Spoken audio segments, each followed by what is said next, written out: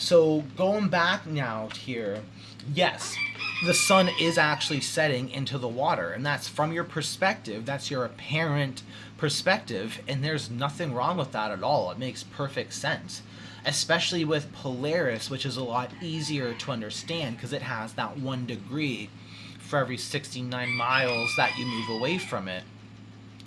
And then let's go to the equator.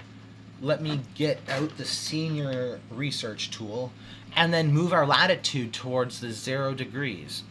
So see now how we're here?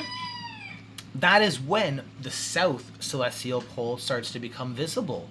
So as you see, as you move past the equator, it's now in the ground technically. It's past your perspective.